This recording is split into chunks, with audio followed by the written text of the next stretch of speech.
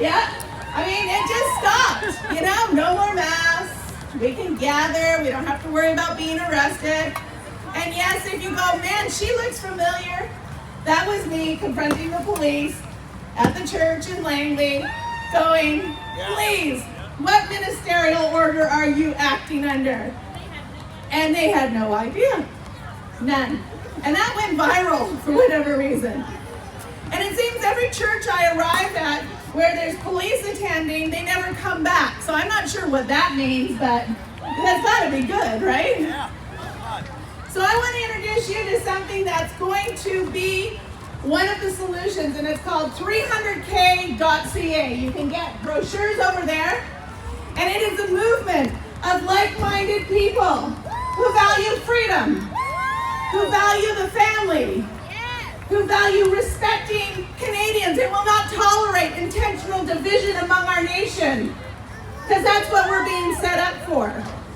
It also talks about government accountability and transparency, limiting government in our lives, putting them back in their place. It means about electing good leaders, not politicians. And together we can do this. 300k.ca is about 300,000 Canadians plus uniting across Canada. And on a moment's notice, we can rally in places like Kelowna. We can rally in places like Oliver, the small towns, the big towns. We can bring about change through uniting our voices, our votes, and our value as consumers. We need to be able to punish those that want to silence us. And the cancel culture has to end, and it can end together with us. There's people handing out brochures. Please do. Take one. I want to talk to you a little bit now about what's in the future. We see already the government posturing itself to pit Canadians against each other. Bonnie Henry talking about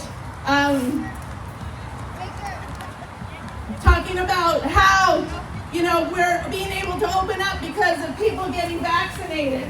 Well, we know come October, we're going to go into lockdown again. And what are you going to do then?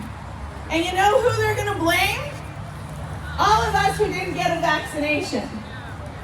I will not tolerate this. In 2009, we led the Reject the Inject campaign.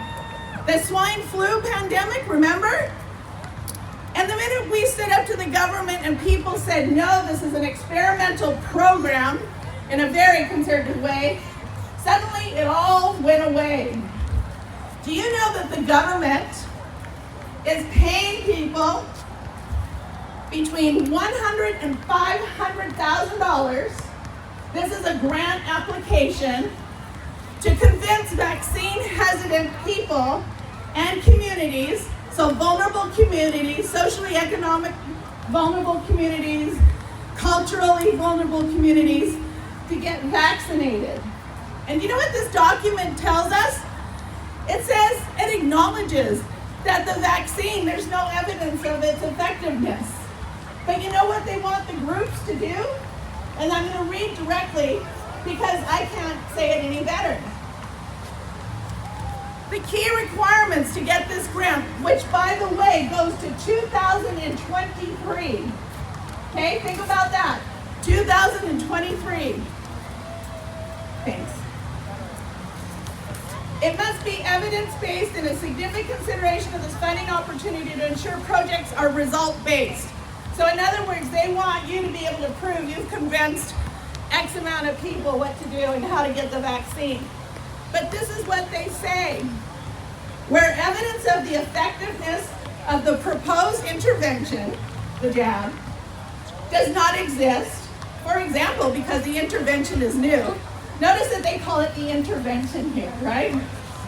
The proposed approach must be based, now listen carefully, because I always have to read this. Usually I'm really good at memorizing government jargon, but this one I have to continually read because it's so convoluted.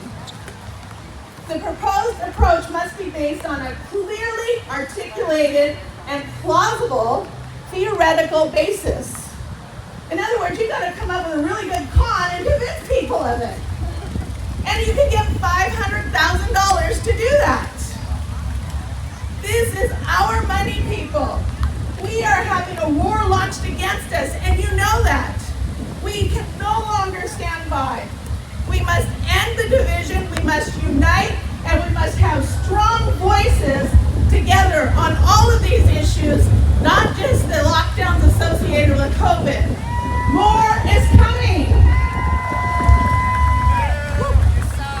Now, I can't stand and go around to every town begging people to please act. So please act, okay? I'm going to ask you once. But the greatest thing you can do is bring 10 people along. Tell 10 people. Get them to sign on. We must organize in towns and names. We have an ability through the Initiative Act to sign petitions that actually the government has to bring in those laws. So we can bring in laws to define the emergency.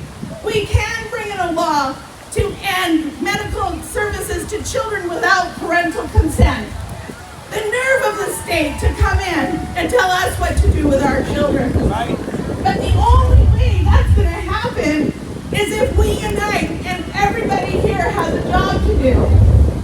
And that means going to 300k.ca, get part of the movement, and be part of the movement that moves the movement.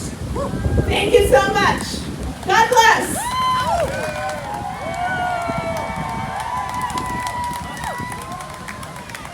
Wow. I'm Kari Simpson. So 300k is about a movement of uniting voices so that there's strength in our voice. Currently, the democracy has changed. So unless you have a voting bloc of people, you're not going to get anything done, right? And this is why we've been in lockdown. This is why they haven't listened to the people. We need to unite with one strong voice on these issues, and we have something called what we use V3 power. So your voice, your vote, and your value as a consumer, right?